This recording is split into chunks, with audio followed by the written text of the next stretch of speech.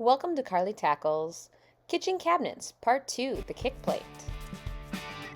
Now your kick plates may vary in size compared to mine. For example, I'm doing 4-inch tall kick plates and you might choose to do 3-inch. 3 to 4 inches is a typical kick plate height. If you haven't already done so, using your table saw, cut your 4-inch strips. Once you have your strips cut, it's time to determine how long you need each piece.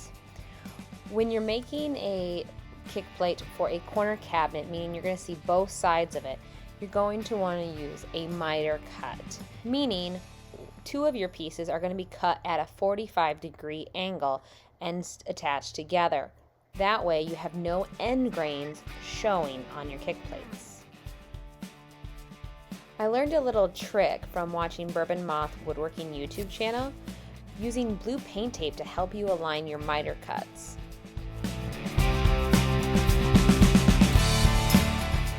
Attach the blue paint tape to one of the miter cut sides. Miter cut should be facing up towards you.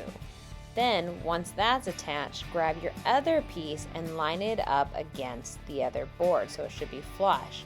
If you lift up on that piece, it should form that 90-degree angle, and that will help hold your pieces together while you're doing gluing. Add a little wood glue to the middle of the board, only on the one side.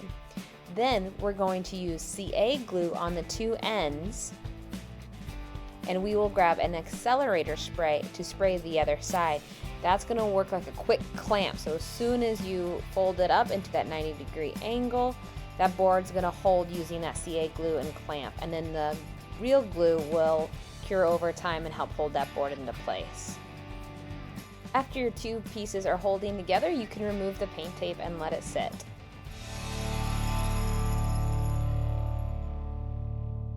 While that's drying, we're going to grab our other pieces that we cut and make some pocket holes. Not every piece needs pocket holes on both sides.